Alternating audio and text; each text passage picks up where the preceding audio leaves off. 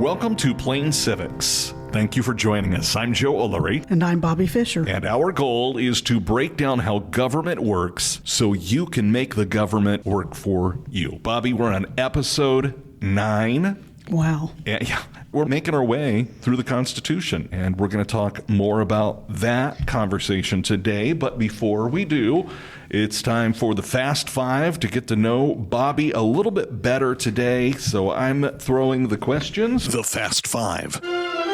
So question 1, Bobbi, what childhood memory makes you smile? First thing that came to mind was our family vacations that we took every summer. My parents made sure that we went somewhere as a family. We didn't have a station wagon, though. So. Did you have a pull-behind pop-up? No. Okay. Hotels all the way. That's the only way to do it. You know, the vibrating beds at the Holiday Inn.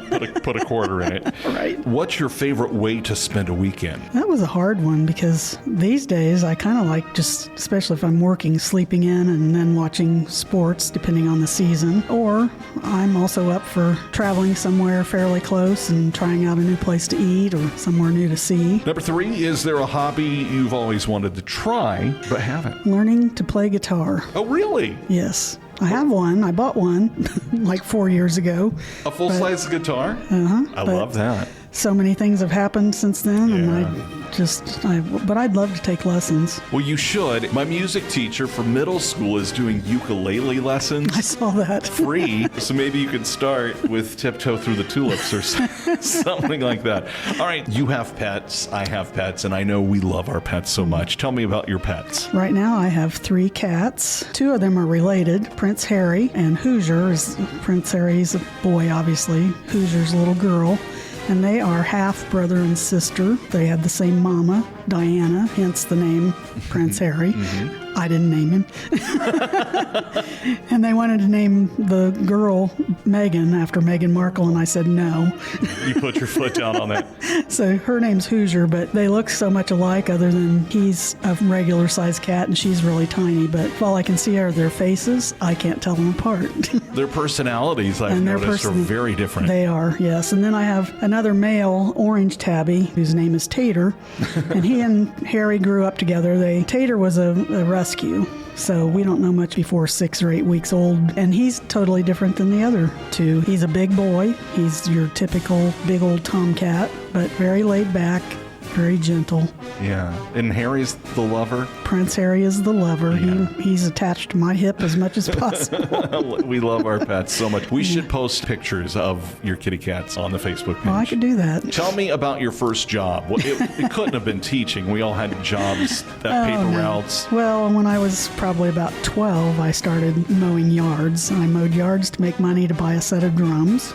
I love that. And I mowed like 4 or 5 different yards, but my first official job, my dad knew a lot of people in Kokomo, and he got me a job at 15 at Scotty's Hamburgers in Kokomo, which they had 2 of them. It was a locally owned, very similar to McDonald's, but a local owned place. And I didn't last very long because I wasn't very good at making shakes. Oh, did they have the machine? Yeah, the grinder? Yeah, after I squirted that all over a few times, I decided, maybe this isn't for me. You're cutting into profits. Well, I'm glad you made it to become an educator. I grew up under your teaching in 8th grade. We sometimes don't mention that on this podcast. It's a cool thing that you were my teacher, and we've ended up doing this show together. So let's get back to work here. And now our feature presentation. Okay, yes, it is a long story. How did our Constitution originate? So we left off in the last episode in June of 1787, and we were at a stalemate at the Constitutional Convention in Philadelphia. The main issue that they were stuck on at the end of June was how representation in the new government would be structured.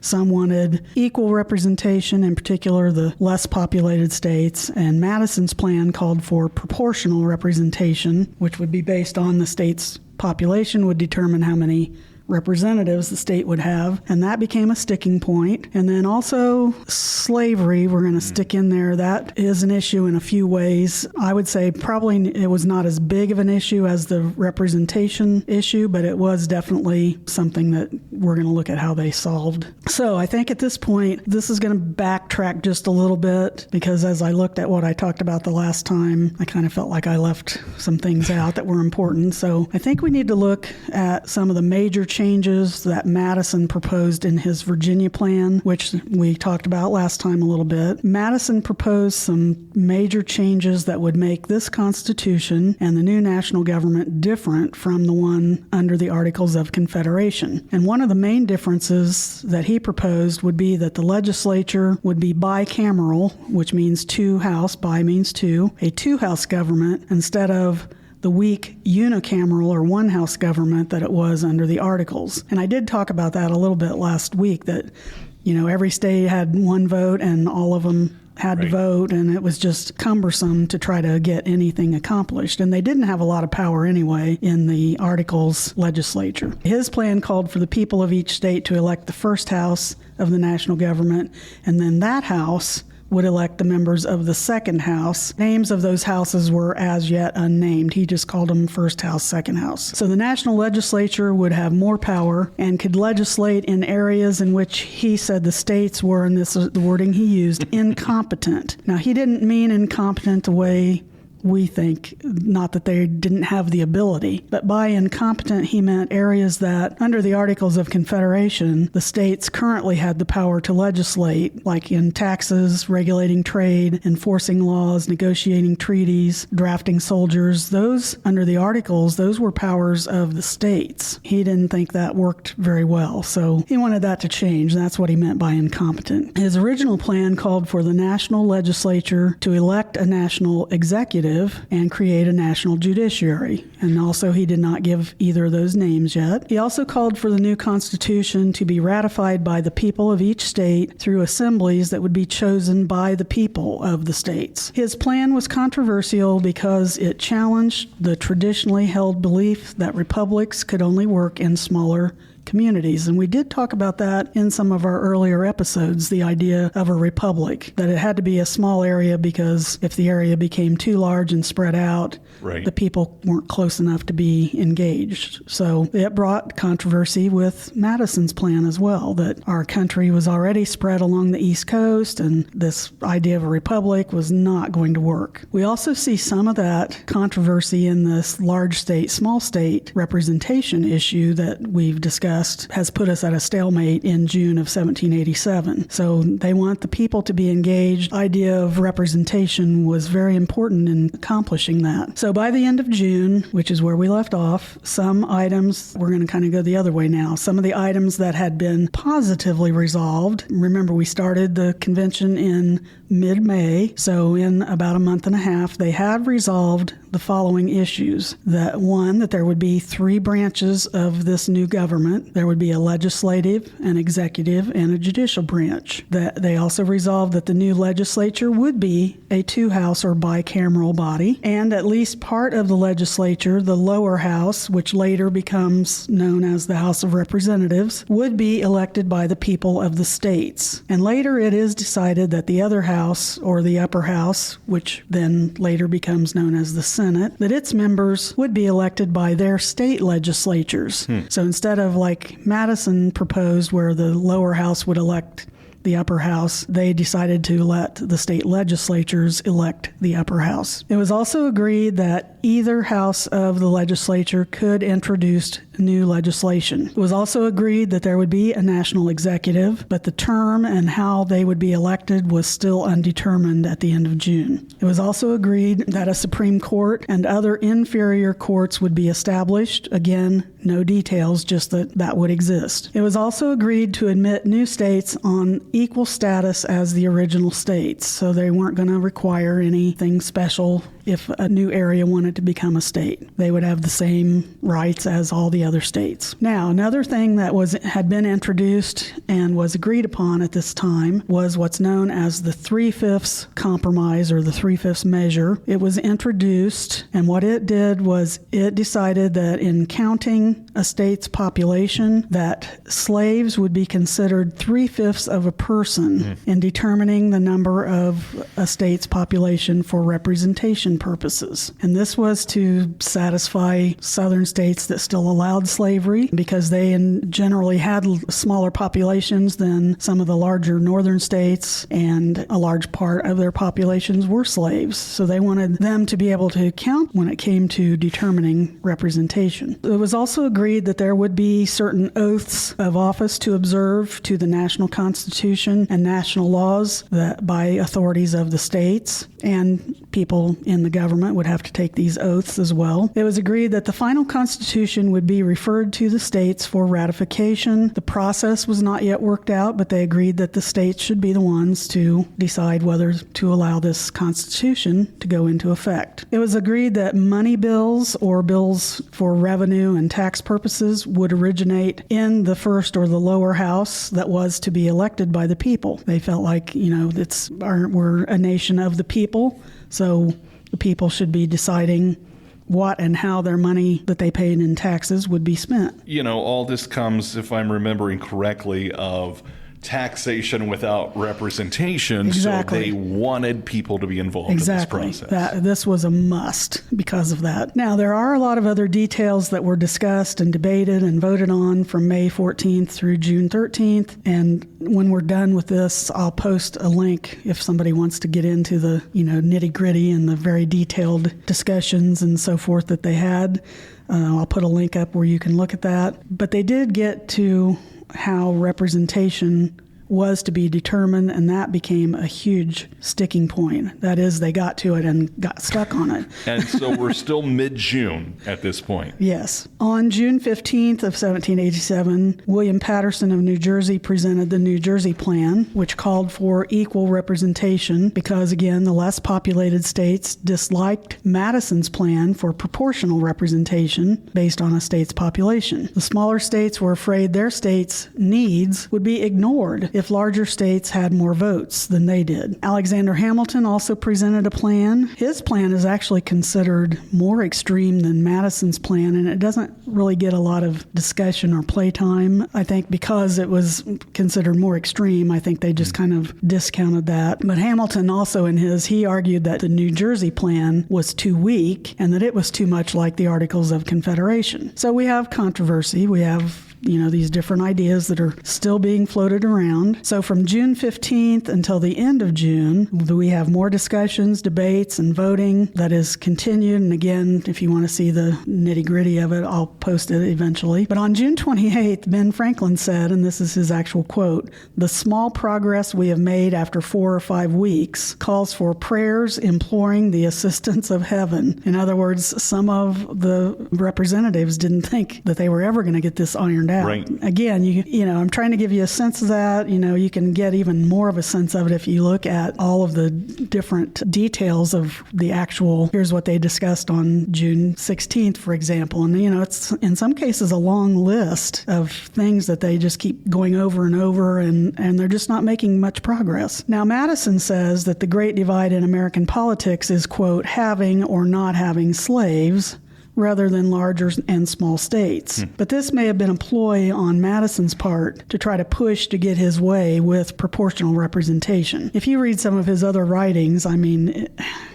not sure that he really felt that slavery was a bigger issue than representation, but he's a politician. Right.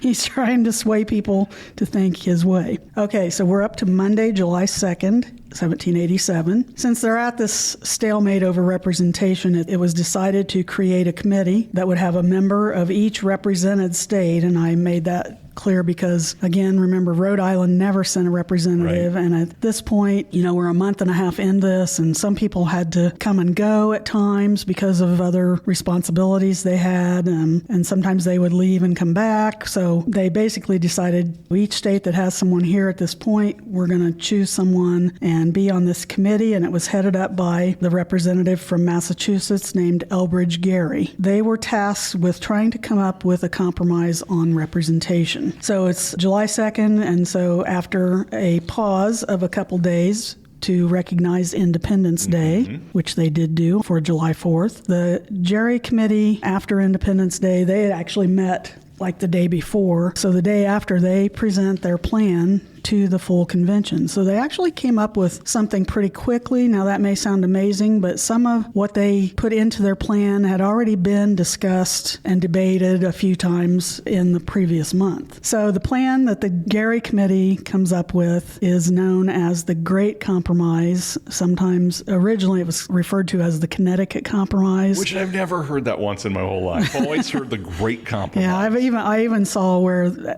at some point early on they called it the Gerry Compromise, but Great Compromise is the usual name that you'll hear it. And they took a lot of what had already been discussed and just tried to kind of put it together to make both sides happy.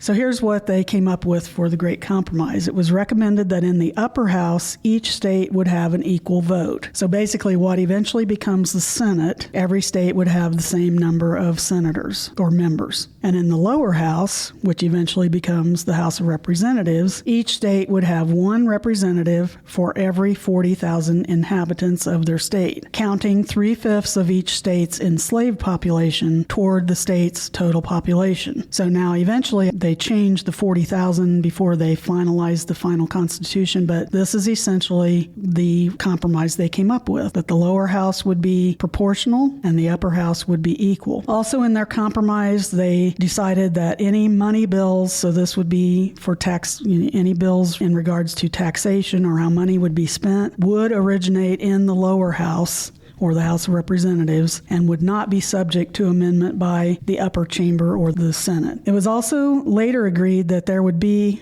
a census conducted every 10 years as a means of determining the number of representatives each state would have. The census would help keep representation current as our populations grew and changed. So that was pretty good that they thought far enough ahead to realize, our country's growing. Are we going to keep these numbers the same forever, or are we going to make allowances for the fact that the population's going to grow and we need to keep up with that? The difference of saying that you're going to have representatives based on the number of people there versus actually doing the homework every 10 years and going door to door with enumerators to count and get that right. Yeah, and of course we still do that. And today, like in Indiana, for example, I'm going to say maybe not the last census, but the census before, our population had gone down. We used to have 10 members of the House. Now we only have 9, and we have our 2 senators. So they do look at that, and it does adjust states' numbers of representatives each time we have a census. So that was the Great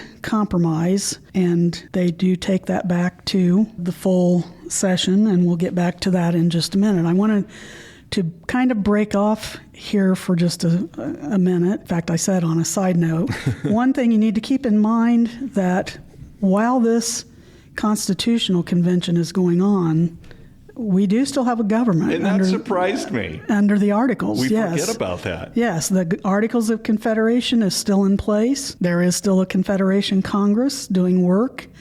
And we're actually going to go backwards a couple years. First of all, that as a reminder, in 1784, the Confederation Congress passed the Northwest Ordinance, which was actually drafted by Thomas Jefferson and passed by the Confederation Congress in 1784. And it established a framework for governing the Northwest Territory, which basically encompassed the area west of the Appalachian Mountains, north of the Ohio River, and east of the Mississippi River.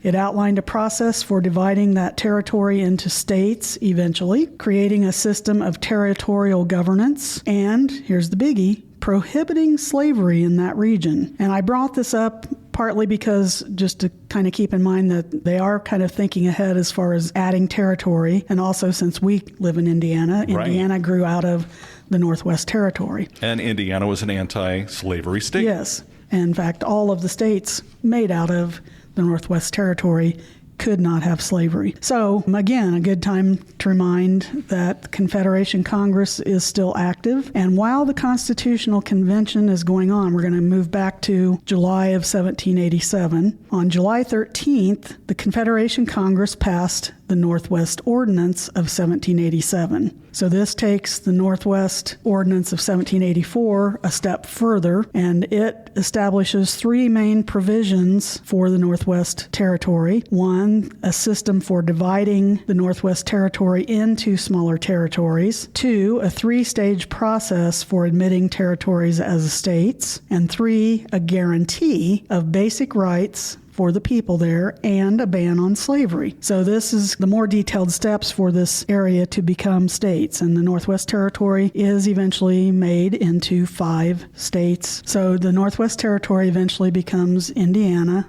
Ohio, Illinois, Michigan, and Wisconsin. So those states entered eventually. I know Indiana, 1816. Yeah. It is interesting to me, Bobby, that it was so important for them to ban slavery. They actually put that in as a requirement. And I think that shows, because we haven't talked a lot about it, even though it's come up in a couple instances in the convention, that slavery was becoming an issue because most of the northern states had already done away with slavery and outlawed it, and the southern states were still very dependent upon it.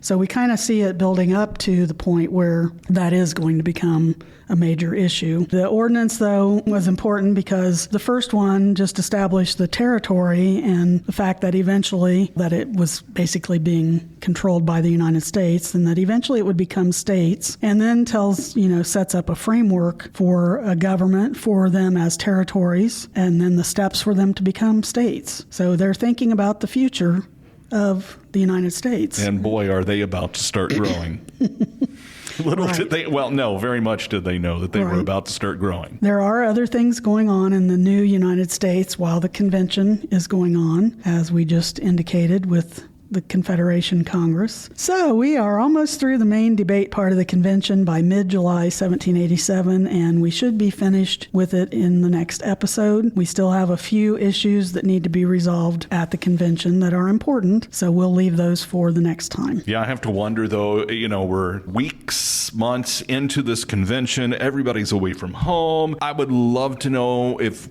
we could go back and check weather records for those days, because they were locked inside, I think you said, with the shutters closed. I'd love to know in July how hot it was out there in the east. Well, I do know, I've read before in a couple different cases that even in May, when they first started the convention, that it was already unseasonably warm and humid in Philadelphia. And were they wearing those wigs back then? It seems like that'd be hot, and with all those... the frilly...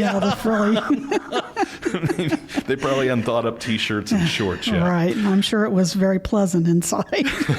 So we'll get back to that on the next episode to pick up where we left off. But now it is time for our pop quiz. Bueller.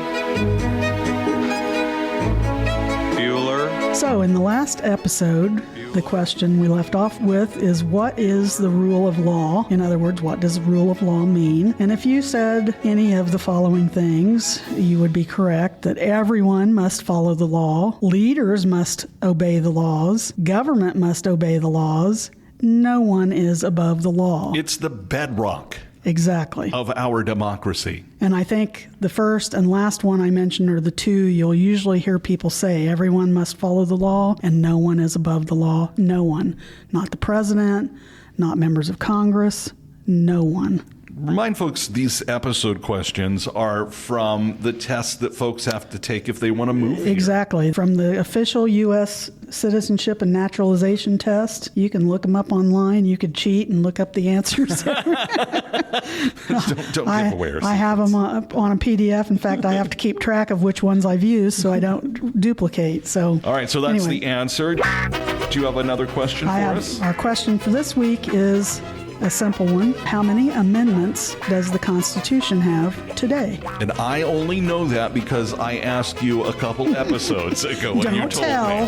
I won't. So check out our Facebook page for Plain Civics. We're going to be posting hopefully some kitty cat pictures and some other things. The answer to this episode's pop quiz will also show up on there. And just follow us if you've got questions, topics you want us to cover down the road. We'd absolutely love for you to ask and join in the conversation. Bobby, as as always, thank you. Thank you. And that's it for this episode of Plain Civics, breaking down the basics. No politics, just facts. Thanks for listening. And until next time, stay informed and stay engaged. This is Plain Civics. Join us for the journey as we break down the basics of how government works so you can make the government work for you.